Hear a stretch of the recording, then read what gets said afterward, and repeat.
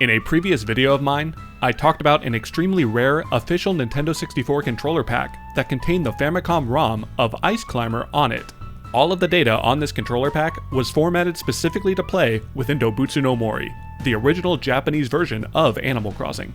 So the idea here is that you plug in this pack to your N64, and you could actually play Ice Climber within Dobutsu no Mori. However, this item was only given away as part of an extremely limited Famitsu magazine promotion in 2001. Because this item is so rare, I took it upon myself to recreate it by inspecting how the game interacted with controller packs and manually replicated the presumed data onto a normal controller pack. This recreation was the entire topic of my previous video, where I did successfully get Ice Climber running off an official pack. But I soon learned that my recreation wasn't perfect. Now, Ice Climber did run off the controller pack just fine, but there were some key differences that I missed that made my recreation imperfect from Nintendo's official pack. So, time to set the record straight and share our several month-long journey to not only perfectly replicate Nintendo's rarest controller pack, but also improve N64 emulation and create some pretty cool hardware along the way. But first, I want to clear up some skepticism. Shortly after I published my original video, some commenters were questioning whether this Ice Climber controller pack even existed in the first place. After all, I originally reported that only 30 copies were ever given away back in 2001, and I still have yet to see evidence of a listing or a picture of someone owning one online. So I did some more digging and found more Japanese articles and magazines that mention this elusive controller pack. Hell, I even bought physical copies of these magazines from Japan and had them shipped to me just to get clear, accurate translations of the text. And it turns out that yes, this controller pack is very real, and better yet, it wasn't exclusive to just one giveaway. It was actually given out in at least 2 separate promotions, meaning that the total theoretical copies that exist has doubled from 30 to at least 60. And if you still don't believe this pack exists, Nintendo themselves acknowledged it in their online article about the data transfer service from the original N64 Animal Crossing to the new GameCube version. So yes, we are highly confident that this controller pack exists, or at least did exist, somewhere in the wild. Of course, these packs are almost 25 years old, and unfortunately use battery-backed memory, meaning even if one is found, the internal battery is already likely dead, and the data inside has already been lost to time. This is why I wanted to recreate the data so bad and get it as accurate as possible. So I continued researching and noticed something concerning. Looking more closely at some of these Japanese magazines revealed that the Ice Climber pack not only contained the ROM of Ice Climber on it, but it also contained a, quote, newly written letter from Takashi Tezuka. Just like how the North American Animal Crossing included a memory card, the original Dobutsu no Mori on the N64 launched with a controller pack bundle, which contained special data on it featuring a letter from Nintendo. This exact letter is pictured in this section of the June 2001 issue of Famitsu magazine, with a note citing it as an example of a letter from Shigeru Miyamoto. So if they're taking the time to show an older example of a letter in-game, then I'm pretty confident that this mentioned letter from Takashi Tezuka would also be an in-game letter that you could view from the post office, simply formatted as data on the controller pack. Reading further, this letter also presumably included the disk system furniture item as an attached present, which of course makes sense since you need to place this item in your house to even play Ice Climber in the first place. Anyways, the takeaway from this is that the magazine implies that both the Ice Climber ROM and an official letter from Takashi Tezuka were present on the same controller pack. This is something my previous replication did not account for because, well, this should not be possible. Even if we compress the Ice Climber ROM, there is not enough space on a single controller pack to fit both. To my knowledge, the N64 was limited to only reading 32 kilobytes of data from the controller pack, and it was impossible to have a higher capacity due to hardware limitations in their own controller interface. So if the N64 can only read 32 kilobytes of data no matter what, how the hell did Nintendo fit both the Ice Climber ROM and the in-game letter data on a single pack? Was it actually possible for the N64 to read more than 32 kilobytes? This question plagued me for quite some time, and I couldn't find an answer. But luckily, my previous video caught the attention of someone with significant modding experience on the iQue player, which is essentially the Chinese version of the N64. Allow me to introduce my friend, Jhynjhiruu, who told me something interesting about this iQue player. The thing with the iQue player is that it doesn't have physical controller packs. There's simply nowhere to plug one in. Instead, the operating system emulates controller packs using the console's memory. I came across Hunter's video, and one of the comments mentioned that larger packs were possible in theory, but that they were limited to 32 kilobytes due to the N64's Joybus protocol only supporting 15-bit addresses. In other words, this comment said both that the N64 could only access 32 kilobytes of data at a time, and that this was due to a limitation of the physical connectivity between the controller and the console. If this were true, I thought that larger sizes could theoretically function on the iQue player, since the controller pack being emulated means it bypasses this physical connectivity altogether. I looked at Nintendo's code for interacting with controller packs, and I confirmed that the file system does support larger packs. So, I did my best to build an image with double the normal capacity. All I needed then was a controlled way to test it. In the N64 version of Animal Forest, you can write your own letters in-game and store them as data on a controller pack by talking to one of the attendants in the post office. This would be an easy way to put known data on a pack and see if the game could interact with the larger capacity properly. Luckily, the last game ever released for the iQue player was a port of Animal Forest called Dongwu Senlin, so I dragged Hunter into a voice call, loaded the image I made, wrote a few test letters, and headed to the post office. Let's have a look at what got saved. At the top, here's the header, just like in the image Hunter made before. There's one important difference. That byte, right there, is now 02 instead of 01. According to the documentation, this byte is supposed to control the number of banks the pack has. The controller packs actually work like the mapper chips on NES or Game Boy cartridges. Everything is designed around 32 kilobyte chunks, but the pack can change which 32 kilobyte slice of a larger memory chip is exposed, like a movable window into the memory. By allowing the N64 software to control which bank it accesses, the file system is able to split files seamlessly across banks and access files from any bank without the user having to do anything. This essentially means that controller packs were never actually limited to 32 kilobytes at all. Even though, as Hunter mentioned, the N64 can only see 32 kilobytes at a time, the N64 SDK library, libultra, splits larger files into chunks that never exceed that size. That confirms that Nintendo knew about the 32 kilobyte limitation and included a solution just in case they ever wanted to make larger controller packs in the future. After a bit more research, we discovered that Nintendo actually mentioned larger controller packs in some of their developer documentation. In fact, one page specifically mentions both 32 kilobyte and 64 kilobyte packs. 64 kilobytes is the perfect size for Ice Climber and a letter.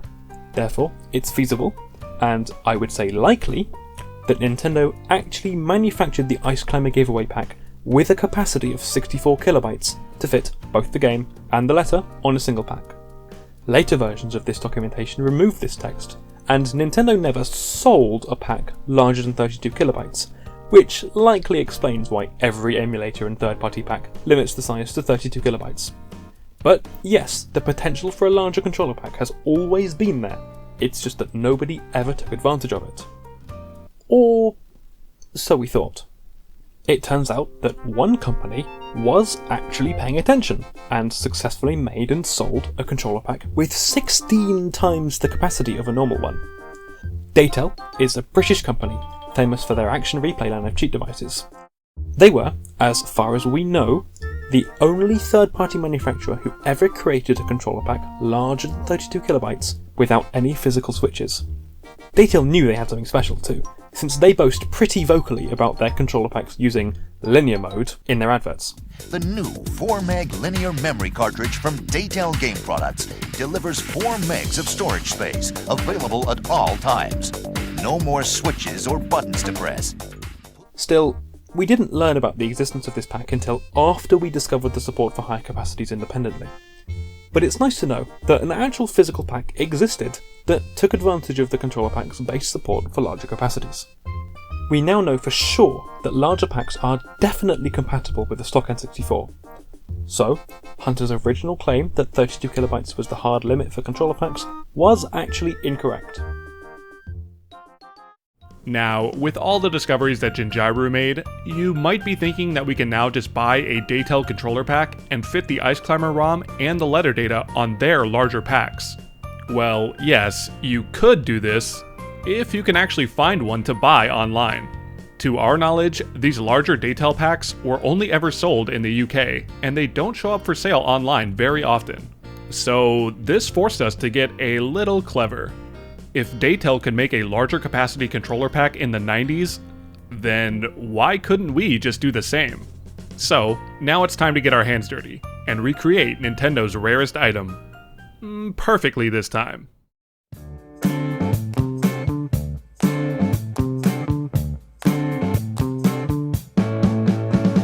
With controller pack data no longer limited to 32 kilobytes, our plan is now to build a pack with both the Ice Climber ROM and an in-game letter that includes a message from Takashi Tezuka. To start, let's format the data first, and then we can worry about the hardware later. Even though Nintendo included a bank switching protocol to handle larger packs, that doesn't mean it does so automatically. See, Nintendo's code actually works by reading the first 32 kilobytes as data, but anything beyond 32 kilobytes is not treated as storage, but is instead treated as instruction commands for the N64. Nintendo's bank switching protocol is one such instruction that allows you to say, hey, we have more data to save, you should go over here to look for it. So we do need to format the data specifically to handle the bank switching protocol. Now that we know about controller packs supporting multiple 32 kilobyte banks, you might be thinking we can just create a giga file with as many banks as we need. However, Jhynjhiruu noted that the bank switching protocol can only address up to 23 bits. I say only, but that is still 8 megabytes, or 256 times larger than a normal pack. I mean, hell with NES games, we could fit the entirety of Super Mario 64 on 8 megabytes. But unfortunately, we're limited by another factor. That is, all of the controller pack file system data must be present on the first 32 kilobyte bank. And for each additional bank of memory that we add on, we must add half a kilobyte of file system data to the first bank. Thus, we can only add up to 61 additional banks before we run out of storage in the first bank for file system data. Still, this is just under 2 megabytes of space and 60 times our original capacity. This allows for practically any NES game to fit in a controller pack now. But notably, the N64 will take longer and longer to read the data if you create a massive pack like this, because again, it has to split all of this data and read it in 32 kilobyte chunks. Luckily for our purposes, Ice Climber is small enough that we can get by with just one additional bank. So, we set up the base structure for our controller pack file, and now it was time to populate it with our data. First, I wanted to replicate the letter from Takashi Tezuka as best as I could. In the N64 version, letters are limited to 128 characters, and you can only write in Japanese kana, basic Latin, and a handful of miscellaneous symbols.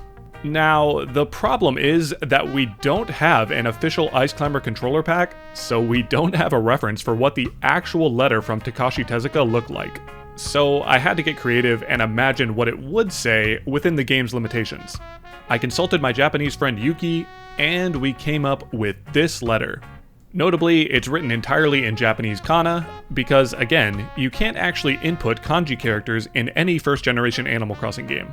So, we wrote our letter to a controller pack image, included the disk system item as an attached present, and formatted the data to place this letter in the first box when you check your mail at the post office. Now it's time to just append the Ice Climber ROM after this data, which should be easy since I already did this in my last video, where I claimed I was probably the first person to ever load an NES game from a controller pack on a real console. But I lied. It turns out N64 modder Zoinkity made a whole video on NES emulation within Dobutsu no Mori on a vanilla console a couple years before me in 2022. And just like I did, Zoinkity even formatted Ice Climber onto a controller pack image to load in the game. And not only did they do this before me, but theirs was technically more accurate than mine, since their version allowed for high score data to be saved between play sessions. This is handled by a pretty simple tag that just needed to be added to the ROM, but my version did not account for this because I just forgot that Ice Climber had high scores. Anyways, we fixed my previous Ice Climber ROM by adding high score support and prepared it to be added alongside our letter data. Including the file system pages, our controller pack clocks in at just over 48 kilobytes. This is well within the range of Nintendo's planned 64 kilobyte packs, even when accounting for high score save data. Of course, we wanted to test this data on emulator to ensure it worked, but just like we mentioned, every single N64 emulator does not support larger controller packs, since they simply don't use Nintendo's bank switching protocol, likely because this Ice Climber pack would be the only instance where Nintendo ever used it. So Jhynjhiruu actually had to hack in support for this bank switching protocol into the Ares emulator. This technically makes the emulator more accurate to Nintendo's official SDK, and later on, Kyler implemented larger controller pack support properly, and this feature is now available on the latest release of Ares. Anyways, we tested our data on emulator and confirmed that it worked. And now all that was left to do was put it on a physical controller pack. Of course, last time I was blissfully naive, so I was able to just slot the data onto a stock N64 pack. But since our data is above 32 kilobytes this time, we'll have to build a new physical board ourselves with a higher memory capacity. After looking at the official controller pack specs, pinouts, and memory chips, we determined that it was very possible to construct our own, but we wanted to make sure it worked on console before ordering any parts. Jhynjhiruu discovered existing code written by this person, which implemented the N64's Joybus protocol onto a Raspberry Pi Pico. In theory, we could modify this code to support bank switching in controller packs, flash the Pi Pico with custom pack data, connect it to the stripped wires of an N64 controller, and plug it into a vanilla console to see if our data was read. Jhynjhiruu tested this first by connecting wires to his own Pico and simply shoving the other ends into the controller port of his N64. He confirmed that the Pico did properly emulate a controller, so I picked up a Pi Pico 2 and an N64 extension cable myself. I cut the extension cable in half, stripped the wires, and connected them to the Pico following Jhynjhiruu's instructions. The final result was a bit messy, but I plugged it into my N64, and it does work. We simply loaded Super Mario Bros. Here, since it's larger than 32 kilobytes and requires bank switching for it to load. So the fact that it did load meant that we were in business. Later, I asked my friend Trevor to 3D print a case for the Pico to make the setup a bit more appealing. And this is the final result. Essentially, you can just plug this into any port of the N64 and it will act as a controller with a larger controller pack plugged in.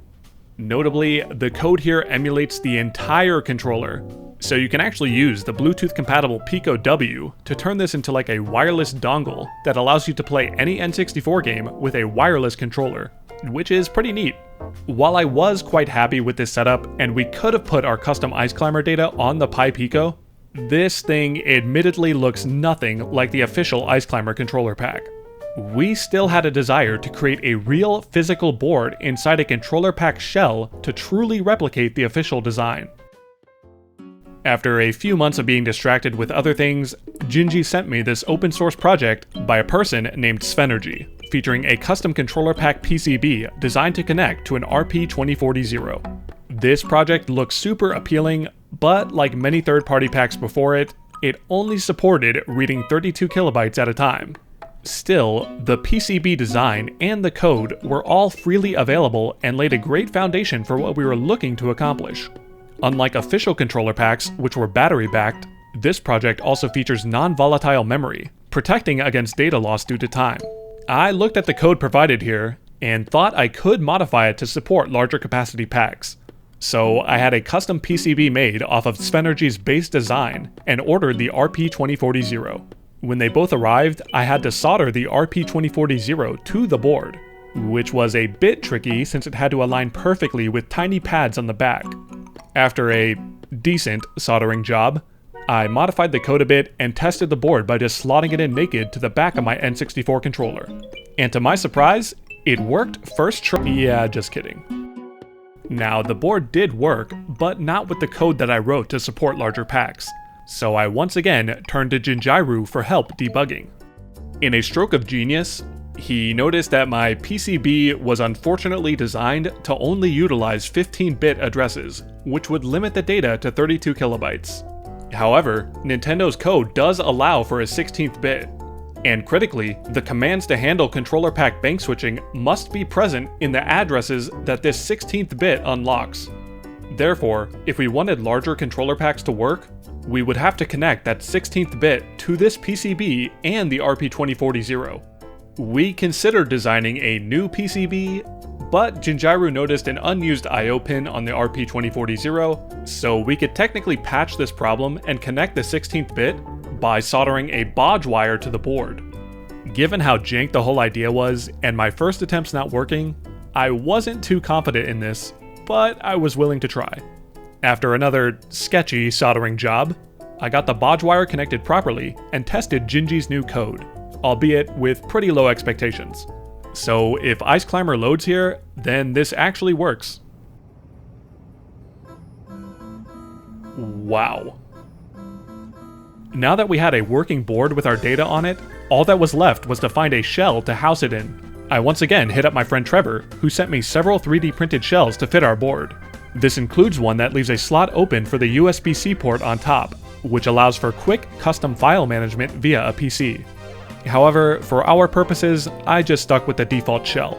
And I know a lot of you were disappointed that I didn't actually print a sticker label for my last attempt, so I went ahead and designed a custom one that replicates the only official image that we have of the pack. I printed my design on sticker paper, cut it to size, and slapped it on our controller pack.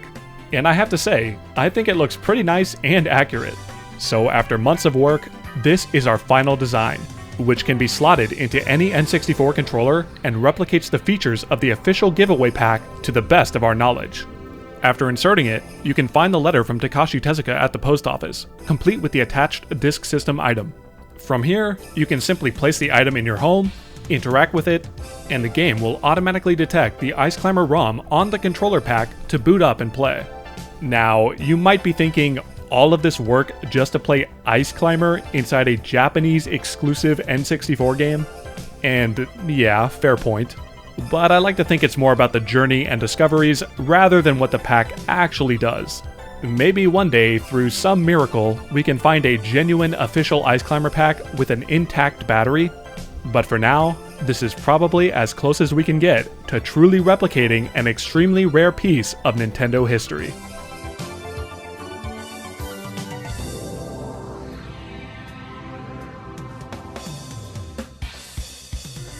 Big thank you to Jhynjhiruu and Kyler for their hard work and helping me with this video over several months. And further, this video would not be possible without the work and collaboration of all of these people here, and I want to thank each and every one of them for helping me with this project, whether they did so directly or indirectly. And with all the hardware and tools I had to buy, on top of shipping magazines all the way from Japan, this video turned out a bit expensive for me. So special thank you to my Patreon and YouTube members for their support, with shoutouts to Lunascape, Cynthia, Dylan Trudeau, Silly Marina, Villager, Tarumi, Vinny Diddy, Pidge01, Japan Eat, Tammy's Head, Kai D, Comfy Boy 404, Bonnie, Bobby Nard, Comfy, Goose Fart, Puff, Cray, Clifford Longhead, Highly in Descent, Sarkia, Calidor, and Lock and Key 24. Finally, on a personal level, we've been working on this silly little project for months, so I hope you found it interesting, and thank you for sticking around to the end. Until next time.